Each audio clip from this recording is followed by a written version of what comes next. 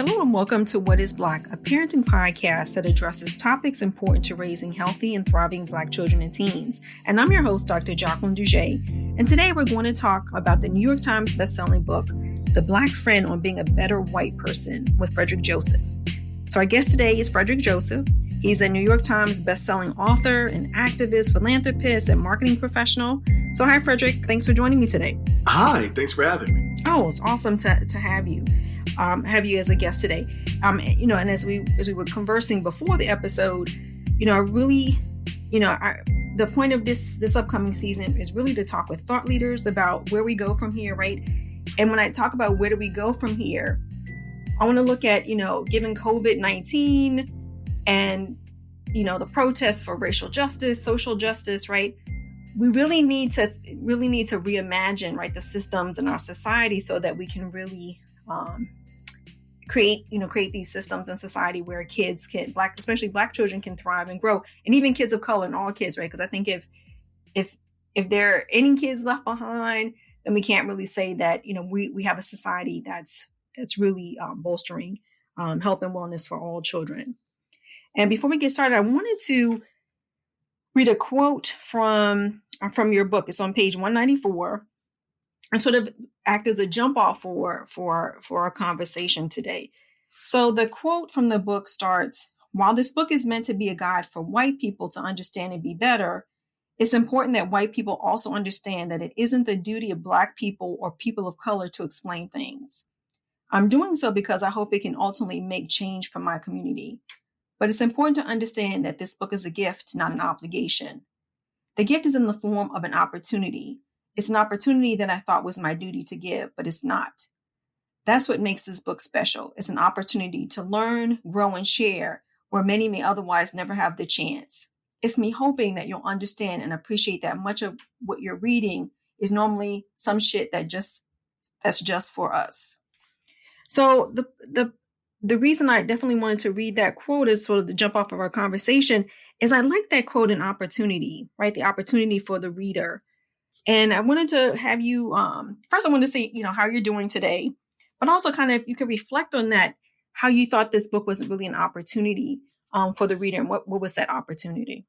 Yeah, well, thank you for reading that. And it sounds better coming from you than it would have from me anyway. So, but, I think that the opportunity is in that what we've done historically is we've created anti-racist text or historical text about the history of racism, right? The history of white supremacy globally, from colonization to, the Atlantic slave trade and everything in between and after. But what we haven't necessarily done is talk about the daily manifestations and lived experiences of these issues, right? Like as they've been perpetrated and perpetuated over time. So, you can read about Jim Crow, but what are the lasting effects of Jim Crow on a daily basis in a person's life? Because it's not just these major issues such as gerrymandering or unequal healthcare systems and the wealth gap.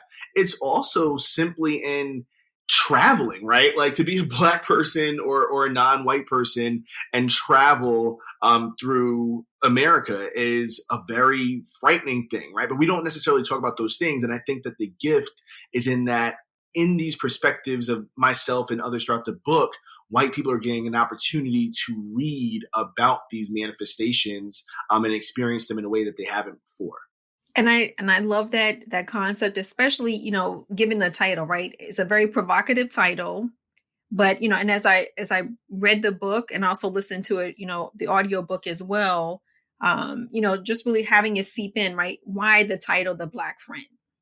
And so, in many instances, right, I think, those of us in the Black community, when we hear about, the Black friend, right, it's usually a pejorative, right? Mm-hmm. It's like, oh, you have the one Black friend, right? But I love your take on it. And I was just wondering if you could talk a little bit about, that title and again, going back to that opportunity and intent of the book. Yeah, for me, the title came from, the fact that the Black friend, quote unquote, is usually someone who is not only tokenized to uphold, a moment that people are usually being racist, but also it's usually someone who's upholding racism themselves, oftentimes, right? Like I could argue that, you look at someone like Donald Trump, for example. Donald Trump has a lot of quote unquote black friends. Herman King, Clarence Thomas, Ben Carson, et cetera, et cetera. So I thought to myself, what does it look like to actually have a black friend who's holding you accountable, someone who's actually forcing you to change and get it right, right? Like, you're not going to tokenize me. I'm going to just turn this idea on its head because it's such a common idea, I think, in the zeitgeist of culture and society. Oh, I think that's amazing, and I definitely got that from the book. So again, I love the title, and I love how titles can give you a sense of the book, but at the same time, there's a deeper meaning to that book. And so just saying all this to kind of like segue into a question that I had was, and I think you sort of answered this, but I'm just wondering, right? So your work, you're an activist, you're doing anti-racism work. But what was the spark, right, for you to say that I want to put this down on paper and get this information out? Yeah, for me, it actually came directly from a moment that I suffered from. I was on my way to work and, getting on the train, subway, New York City, checked all the boxes of respectability politics, wearing a suit, a pretty fresh haircut, listening to my headphones, drinking a coffee. And there were about 3 places to sit on the train. So I chose the seat that was closest to me, and it just happened to be next to this young white woman. And when I sat down, she looked me up and down and clutched her purse. She sat there for about maybe a minute, and she seemed to get so nervous that she ended up getting up from the seat and moved her seat down the train car to sit next to a white man. So I tweeted that morning about the incident, just so, talking about how exhausting microaggressions, and I don't even consider that necessarily a microaggression. I consider that overt racism, but by definition, it's a microaggression. But how exhausting these instances are for non-white people. And there are a lot of white people and black people saying that moment wasn't an example of racism. And I said to myself, we have done a disservice in terms of how we've taught certain things, because we only teach, not only, but oftentimes we only teach the history, like I said before, of racism, of white supremacy.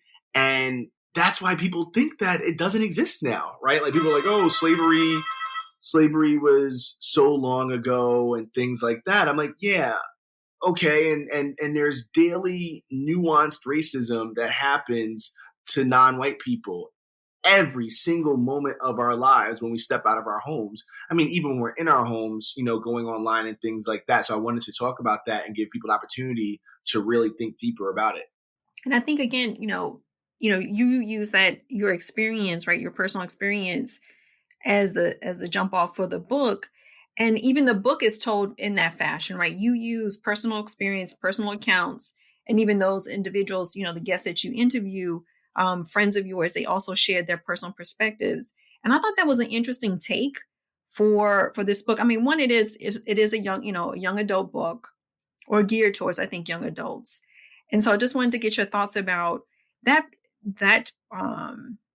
way of writing the book, using those personal experiences. Well, it's funny because my profession that I'm trained in historically is marketing. So whenever I think of putting out any content, whenever I think of creating a campaign, I kind of look at the holes of said campaign, like who's going to say, oh, you didn't do this, you didn't include this person, you didn't do that. And I said, if one of the issues that I have when talking about any subject is intersectionality. That's a major point for me. You look at the feminist movement and how it's lacking intersection, voices of Black and brown women, oftentimes trans women, oftentimes.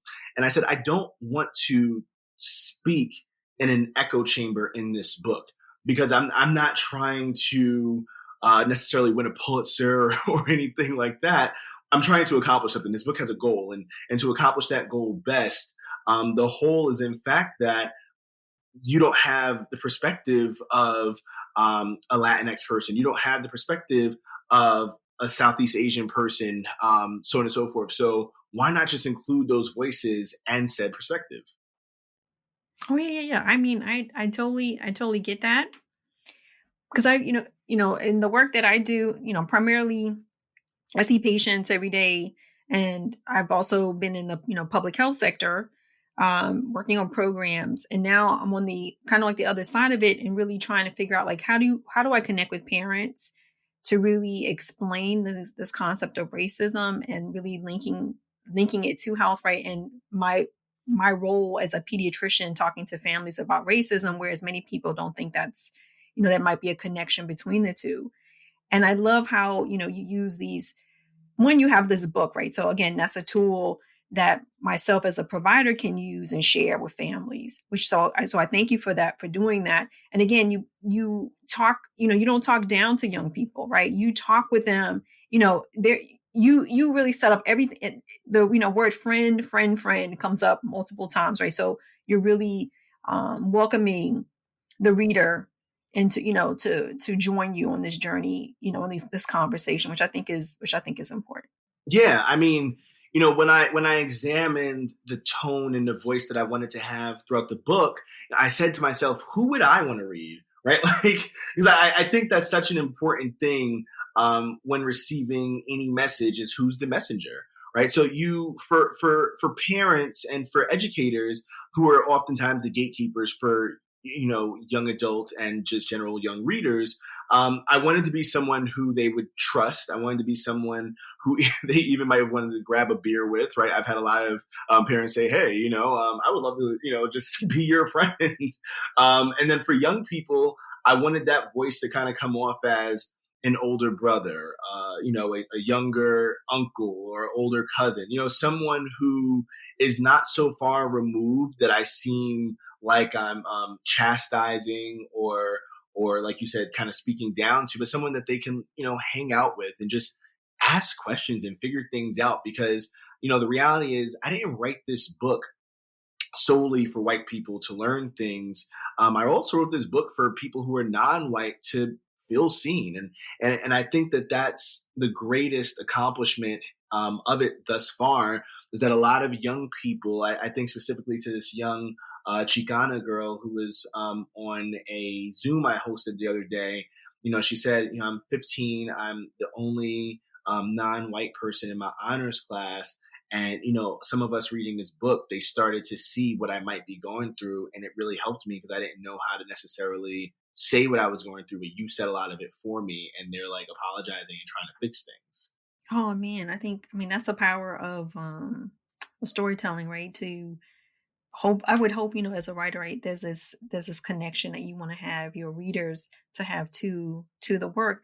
But I wanted to just delve into a little bit more of this. You're using your personal experiences for the book, and how I can just imagine, you can correct me if I'm wrong, Frederick, that some of these moments, I mean, of course you're an adult now and you can look back on them, but they had to be painful, right? To kind of like create this emotion and be vulnerable enough to put your experiences out there in the hopes of, people learning from it, and maybe not, and also maybe not judging you for your experiences. So I'm just wondering how you were able to do that in that writing process as well. Yeah, I mean, for me, I had to make a decision that the best way of telling these stories and being honest was to allow people to feel my pain. And some of that trauma I actually had to, speak to my therapist about while writing the book and Mhm. prior to writing the book, because, those moments hurt and they had, like personal systemic impact that has lasted, even to moments before this, call between you and I.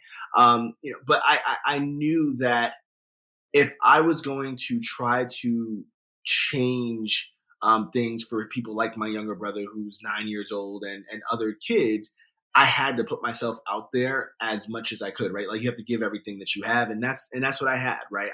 I could have written a solely academic book, but I do think that empathy is one of the most powerful tools that we have in writing. I think that's why people love The Hate You Give by Angie Thomas and Dear Martin by Nick Stone, because those books that storytelling, it builds an empathy because you can see yourself in it no matter where you come from, right? Like in my book, when you read the story about me being in elementary school, you can easily recall yourself being in elementary school, whether you're a white, black, Southeast Asian, so on and so forth. You're like, oh my God, this experience specifically, if you're black, you might have experienced it before. And if you're white, you're like, I can't imagine being 10 years old and doubting my own intelligence because all the adults in my life who are supposed to be uplifting me are doubting my intelligence, right? And that's a very different thing than just talking about education reform because of racism. Yeah. Totally get it. Because I mean, I definitely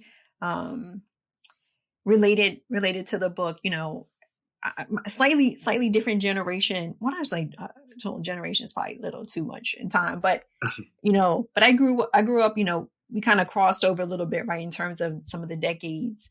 And but even so, right, again, I could, I felt like your experiences, right? So both my experiences growing up in Washington, D.C., but I think I had the advantage of I had all black teachers, I saw doctors, I mean, so I saw the spectrum, but I could still feel how racism makes you feel small, right? And causes you to become smaller because you share a few experiences of, you were dynamic, you were doing well in school, but your teachers, right, that system made you feel small and you couldn't talk to your parents about that. And I was like, that just hurt me. Yeah. I mean, and I think again that's the thing and why it's so important to reflect on it for young people. We oftentimes do this victim blaming thing when anyone is a victim of oppression, that we assume like, oh well, why didn't you tell someone, or why didn't you this? I'm like, how do you articulate something so nuanced as white educators not having faith in you because you're black when you're barely old enough to even ride the train by yourself, right? Mhm. And things of that nature. So what I'm trying to do in this book, I'm trying to actually give a voice to the voiceless to a certain extent, right? Like, 'cause there are kids dealing with that right now. I think especially in the moment that we're in globally with the quote unquote kind of racial reckoning and the moment of Black Lives Matter, there's a lot of problematic behaviors going on that lead into this performative and tokenizing of young Black people. So I'm hoping that this book um, can help those people who are doing the tokenizing also uncover their own subtle racism, because a lot of people assume that, oh well, if you didn't vote for this person and you voted for that person, let's say, then you can't be racist, and that's just not the way it works. And I'm trying to articulate through this text that racism, white supremacy, they are spectrums, and you can fall on it even if not in the most overt way. Oh, yeah. And then also, you're talking about, children, undergoing some of these experiences, not being able to articulate, right, their feelings. It's just a reminder, even as a mom, right, the experiences that, my kids have had, and just reflecting on, what they couldn't say, or, and now with their sharing, right? It's like, oh my God, right? So hopefully this is also, yeah, this is a book for everyone, right? Parents, kids of color, white kids, everybody. So, and educators. So I think, this is a very universal book. And I think readers will get different things out of the book. I'm hoping so. Yeah. I think you've done that. What I also found interesting, again, my long-winded discussion about our overlapping decades is the music, right? So you have musical references in the book, I think, also kind of to create like a setting, right? The time of your life, that particular chapter or you were focusing on. And so I wanted to dive into that a little bit more, and how music has influenced your activism and your anti-racism work. Yeah, so music, I think that at the epicenter of Black liberation has always been art, right? Like, and that's just I think art has helped Black people survive colonization, survive white supremacy in America, slavery, etc. And I lean hard into that. You know, I have a large jazz tattoo on my left arm. It's Thelonious Monk and Miles Davis and Billie Holiday and so on and so forth. And I wanted to bring some of that part of myself into the book because creating a setting and kind of like having this it's kind of like a 4D book. I often say, right? It's like it's not just something you're reading; it's an experience as well. Like I want readers to either listen after or listen during, to the songs I'm talking about because it creates a setting, it creates an atmosphere, and I think that a lot of the artists, both in music and film, etc., who I mentioned throughout the text, they tell stories that I'm not telling, and they are also stories that are important. And then they also tell stories that affirm what I'm talking about, right? If you're reading the chapter FUBU, for us by us, that is not only a clothing line, it's also the title of a song by Solange. I want you to feel what Solange is talking about, what I'm talking about. If you do that at the same time, I don't think that there are many books that kind of bring people into a moment in that way. So I'm happy that people have been receptive to it. Yeah, but because as you were talking, I listened to Brene Brown's podcast. Like, I'm a fangirl for Brene Brown. And so as part of her podcast, she has most of her guests, right? She has them create a mixtape, right? What are the top 5 songs? So that got me thinking about, again, that setting and how music can set a mood, can set a tone. And I think you also did a marvelous job with that is this understanding of what's normalized, right?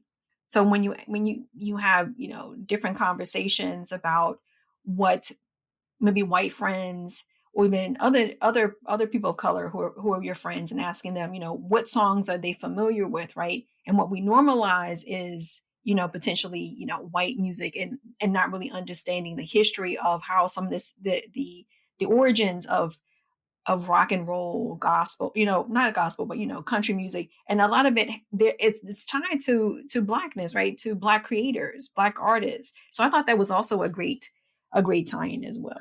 Yeah, I definitely, I stand on the shoulders of giants. And I'm very appreciative of everyone who came before me, even people who came before me just a year ago, right? Like I'm appreciative of the Jason Reynolds and the Jacqueline Woodsons, people who are in, Ta-Nehisi Coates and, people who are authors as well. And then I'm appreciative of, the musicians and the directors, the Spike Lees and the Ava DuVernays, and anything that I do in my work going forward, my next books and things like that. I want to have aspects of them that lean into uplifting the greatness that frankly helped me survive to even be here still. Oh man, that's awesome. And I think the other great thing too that, these bonuses in the book include not only the playlist, right? But you also have an encyclopedia of racism and people and things to know. It's funny. There was never going to be an encyclopedia of racism. And I think that this was one of the moments in which it was a good thing that my editor is white, right? Originally I was vying to have a Black woman edit the book when I was pitching it to publishers. But the asset of having a white woman edit the book is that she knows what white people don't know, right? If you're not a white person, you can't make an assumption about what white people learn and what they don't learn always. So as we were going through the book and working on the chapters, she was calling out certain words, certain moments in time. She's like, we don't know what this is more times than not because I don't know what it is, and I'm well versed in anti-racism and the history of oppression in this country. But she's like, I didn't learn until 5 years ago what the Tulsa race massacre was. So how could we expect that a 13-year-old would know what it is because we don't teach it? I'm like, that's such a good point. As I'm mentioning things throughout this book, I want young people to have somewhere to go to reference where it doesn't take them away from the book, right? You don't have to go to Google. You don't have to go to another text. I'll give it to you here, so I keep you involved and invested in this experience. Oh, which I think was wonderful. And, also just for selfish reasons as well, what I love about this book is, the same day we're going to do this, we're having this conversation, I'm scheduled to do a presentation, on talking about the health effects and talking about, raising racial awareness, right? So yeah, your encyclopedia will come in handy in that conversation, Well, which good, is great. good. And I will also, mention the book during the presentation, because I think it's an additional point too. Because I use books all the time when I do presentations. I love using books. Because again, I feel like sometimes, as adults, well, sometimes, I mean, I'll speak for myself. Sometimes it is hard for me to explain to a younger person, right? Because I may be, talking up, using my educational language, right? Mhm. And really to relate, it's kind of like, well, let's just use the book, and and even with my kids, right? Let's have conversations based on what the character's going through, the setting, the time, or even if it's music or news, really opportunities to kind of foster conversations.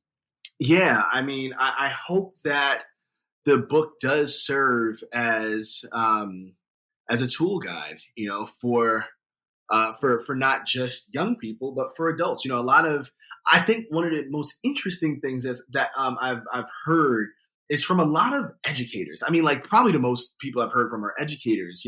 Hundreds of people saying you made me reevaluate my education style, and how I view my students, because I like to think of myself as an anti-racist, and I read how to be an anti-racist, and I read Stamped and all these different things, but I never really thought about the fact that something so simple as assuming, oh, my student in the class, let's call him Jamal, like my student in the class, Jamal, he loves football and basketball probably. Like, why would I make that assumption? Why not ask that kid, about his interests? Why am I assuming? And that right there is inherently rooted in our racist perspective, when it comes to black and brown kids. Oh yeah, I agree. I agree. So before we start to end, I'm asking all my thought leaders, right, all my wonderful guests, what are their thoughts on how we can reimagine our society, right, in order to improve the health and well-being of Black children and families? And I just want to get your thoughts on that question. I think that it starts with a lot of self love personally, and I don't mean that in this idea that we don't love ourselves already. I mean that in there needs to be individual healing done, in the Black community, because we're constantly fighting oppression. Right? There's so much happening, especially now. We're at the intersection of both the movement for Black lives, and the COVID-19 pandemic, and the economic, windfall from the pandemic. And I don't think that we do enough investment, as adults and young people, of the healing work, because without that we actually can't continue, right? Like I looking back at this book, and talking about it with my therapist, I was just like, I don't know how people write these texts and don't also take a moment to just breathe afterwards. And as much for some people as they might say, like, oh, well, that's not what we need. I absolutely think that right now and going forward, that has to be something we invest in mental health, because we can't talk about 400 years of oppression, and not look at the reality, the PTSD, of that, and the active ways we're being, emotionally and mentally traumatized. Oh, that is, yes. My doing my finger snaps. So for our listeners, where can they learn more about you, Frederick, and your book? Yeah, so anyone who's interested in what I'm up to, on Instagram and Twitter, I am Fred T. Joseph, and the book is available everywhere books are sold, basically in the U.S., and then in Canada it's sold a ton of places, and it will be available in the UK on March 21st. Awesome. Thank you so much, Frederick, for joining us to discuss this important work. Thanks for having me.